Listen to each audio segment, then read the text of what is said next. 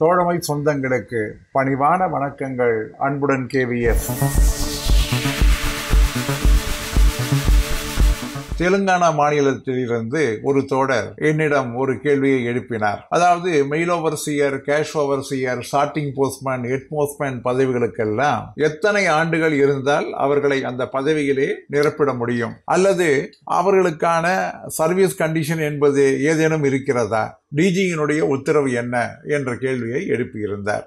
டிஜியினுடைய உத்தரவு என்பது 7/2/1977 ஒரு மெயில் ஓவர்சியராகவோ அல்லது கேஷ் ஓவர்சியராகவோ சார்ட்டிங் போஸ்ட்மேனாகவோ ஹெட் போஸ்ட்மேனாகவோ பதவியிலே அமர வேண்டும் என்றால் ஒருவர் குறைந்தபட்சம் 10 ஆண்டுகள் போஸ்ட்மேன் சர்வீஸ் இருந்தால்தான் அவர்களுக்கு அந்த பதவியை அளிக்க முடியும் என்று மிக தெளிவாக இருக்கிறது.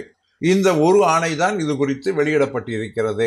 அந்த உத்தரவிலே கூட இந்த மினிமம் சர்வீஸ் என்கின்ற அந்த 10 வருடம் என்பது எந்த காலத்திலும் ரிலாக்ஸேஷன் என்பது செய்திடக்கூடாது என்று மிக தெளிவாக சொல்லப்பட்டிருக்கிறது.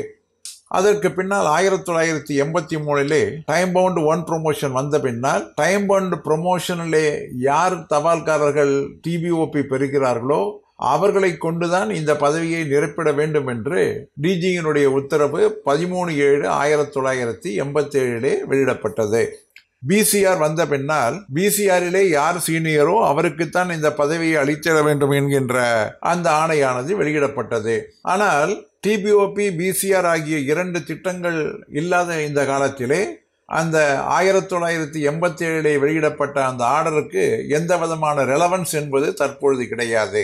இது குறித்து ஆந்திர பிரதேஷ் மாநிலத்திலே 23/8/2012 அன்று ஒரு விளக்க ஆணையினை வெளியிட்டிருக்கின்றார்கள். அந்த விளக்க ஆணையிலே ஒருவரை சார்ட்டிங் போஸ்ட்மேனாகவோ மெயில் ஓவர்சியராகவோ பதவியிலே அமர்த்திட வேண்டும் என்றால் அவர் குறைந்தபட்சம் 10 ஆண்டுகள் 1977 ஆணையின்படி பூர்த்தி செய்திருந்தால்தான் அவர்களை அந்த பதவியிலே அமர்த்திட வேண்டும்.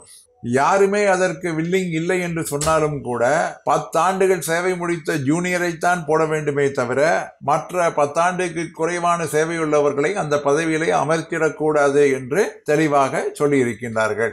நம்முடைய தமிழகத்தை பொறுத்தளவிற்கு CPMG தமிழ்நாடு சர்க்கிள் 9/2018 என்று இதற்கான ஒரு ஆணையினை வெளியிட்டிருக்கின்றார்கள். சார்ட்டிங் போஸ்ட்மேன், மெயில் ஓவர்சியர் போன்ற பதவிகளிலே MACP 3 பெற்றவர்கள் விருப்பமாக இருந்தால் முதலிலே அவர்களை பரிசீலித்திட வேண்டும்.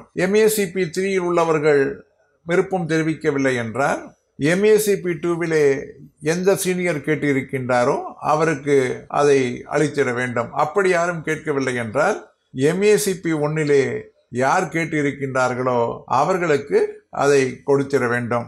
MACP 1 கூட யாருமே விருப்பம் தெரிவித்திடவில்லை என்றால் ஜூனியர் மோஸ்ட் MACP 1 யார் இருக்கின்றார்களோ அவர்களை கொண்டு தான் இந்த கேஷ் ஓவர்சியர், சார்ட்டிங் போஸ்ட்மேன் பதவிகள் நிரப்பப்பட வேண்டும் என்று மிக தெளிவாக சொல்லி இருக்கின்றார்கள். அது மட்டுமல்லாமல் ஒருவர் ஓய்வு பெறப் போகிறார் என்றால் ஓய்வு பெறுவதற்கு 2 வருடங்களுக்கு முன்னதாக அவரை சார்ட்டிங் போஸ்ட்மேன் அல்லது மெயில் ஓவர்சியர் பதவிகளிலே நியமனம் செய்திடக்கூடாது என்கின்ற ஒரு கண்டிஷனையும் செய்திருக்கின்றார்கள்.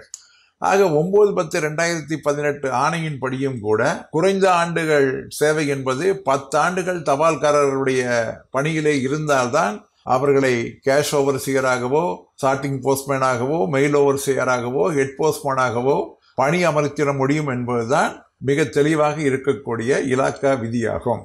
என்ன தோழர்களே, நிச்சயமாக உங்களுக்கு இந்த விதி பலன் அளித்திருக்கும் என்று நான் நம்புகிறேன். மீண்டும் சந்திப்போம். அன்புடன் KVS.